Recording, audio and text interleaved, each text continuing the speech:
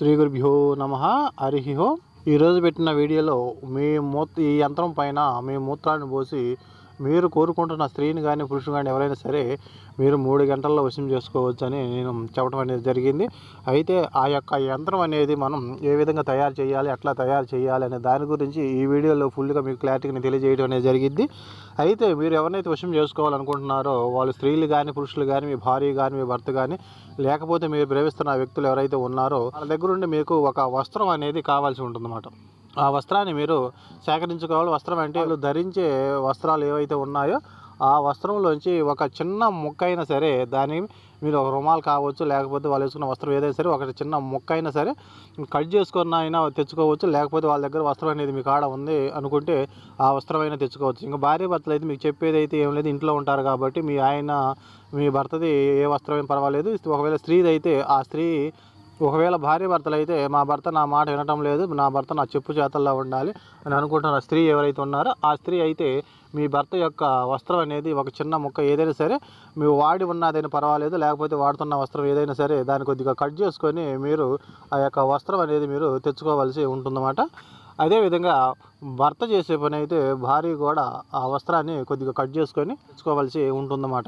ఆ విధంగా ఒకవేళ మేము ప్రేమిస్తున్న వ్యక్తులు మాకు దూరంగా ఉంటున్నారు, మరి వాళ్ళు మా దగ్గర అయితే లేరు, మరి వస్త్రాలు అయితే పనిచేయవు కదా, మరి ఎట్లా అంటే వాళ్ళు వస్త్రం కంపల్సరీ మీ కాడ ఉంటేనే ఈ యొక్క ప్రయోగంలో మీరు విజయం అనేది సాధిస్తారు. అంతేగాని వాళ్ళ వస్త్రం అనేది లేకుండా ఈ యొక్క వశీకరణ యంత్రం అనేది పనిచేయదు అన్నమాట.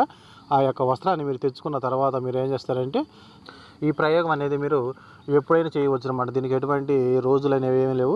మీరు ఈ ప్రయోగం అనేది ఎప్పుడైనా చేయవచ్చు అన్నమాట. మీరు ఇంట్లో వాడే సింధూరం కాకుండా మీరు బయట నుండి సింధూరం అనేది మీరు కొనుక్కొచ్చుకోవాల్సిందన్నమాట. అంటే ఒకసారి క్లారిటీగా అంటే మీరు ఇంట్లో వాడే సింధూరం అనేది కాకుండా బయట కొట్టల్లో తెచ్చుకున్న సింధూరం అనేది మీరు సపరేట్గా తెచ్చుకోవాలి.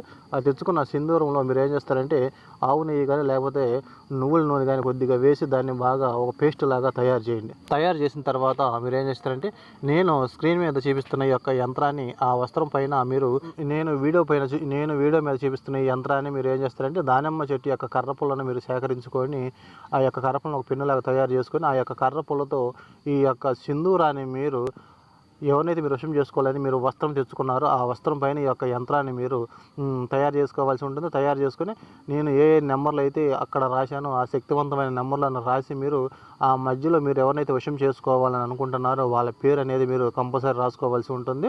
స్త్రీ అయితే స్త్రీ పేరు రాయండి, పురుషుడైతే పురుషుడి పేరు పూర్తి పేరు రాయండి. ఆ రాసిన తర్వాత ఆ యొక్క వస్త్రాన్ని మీరు ఏం చేస్తారంటే అదే రోజున ఆ యొక్క వస్త్రాన్ని మీరు తీసుకొని వెళ్ళిపోయి మీకు దగ్గరలో కానీ సరే మీకు దూరం కానీ ఎక్కడైనా సరే ఆ వస్త్రాన్ని ఒక అడుగులోతు గుంట తీసేసి లేకపోతే ఒక అరడుగులోతు గుంట తీసి ఆ వస్త్రాన్ని భూమిలో పెట్టేసి కప్పెట్టి దాని మీద మీరు మూత్రం అనేది పోసి రావాలి. ఎన్ని రోజులు మూత్రం పోయాలంటే ఈ విధంగా మీరు 11 రోజులు మీరు డైలీ రోజుకు ఒకసారి అయినా వెళ్ళి మీరు ఎక్కడైతే ఈ యొక్క యంత్రాన్ని మీరు కప్పెట్టి వచ్చారో దాని మీద మీరు డైలీ మీ మూత్రాన్ని పోసి రావాలన్నమాట. ఈ విధంగా పోయడం వలన వాళ్ళు 11 రోజుల్లోని వాళ్ళు ఎంత దూరం ఉన్నా సరే మీ వైపు ఆకర్షితులు అవుతారు, మీ వైపు తిరిగి రావడం అనేది జరిగింది, మీతో మాట్లాడటం అనేది జరిగింది అన్నమాట. చాలా పవర్ఫుల్ శక్తివంతమైన వశీకరణ యంత్రము. వాళ్ళంతటా వాళ్ళే మీ దగ్గరకు రావడం అనేది జరిగింది అన్నమాట. కావాలంటే మీరు చేసి చూసి దీన్ని నిదర్శనం చూసుకోండి. దీనిలో ఎటువంటి అనుమానం సందేహం అయితే లేదు. నెంబర్ 1 ప్రయోగం అన్నమాట. వాళ్ళు ఎంత దూరం అయినా సరే వాళ్ళు వస్త్రంతో మీరు యొక్క యంత్రాన్ని రాసేసి మీరు వాళ్ళని మీ మూత్రం ద్వారా వశం చేసుకుంటున్నారు కాబట్టి వాళ్ళు మీకోసం పరితపించిపోయి మీకోసం పరిగెత్తుకుంటూ రావడం అనేది జరిగింది.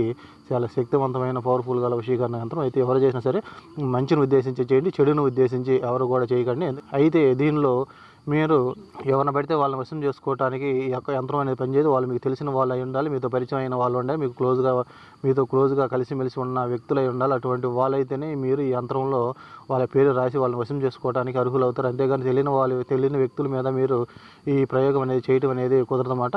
కాబట్టి 1-2 సార్లు ఆలోచన చేసి మీరు ఎవరైతే వశం చేసుకోవాలనుకుంటున్నారో కంపల్సరీ వాళ్ళ వస్త్రం అనేది మీ దగ్గర ఉంటేనే ఈ యొక్క ప్రయోగం అనేది మీకు పనిచేసింది అన్నమాట. అయితే ఎవరైనా సరే కొత్త వాళ్ళు ఈ వీడియో చూస్తుంటే మన ఛానల్ సబ్స్క్రైబ్ చేయండి, లైక్ చేయండి, షేర్ చేయండి.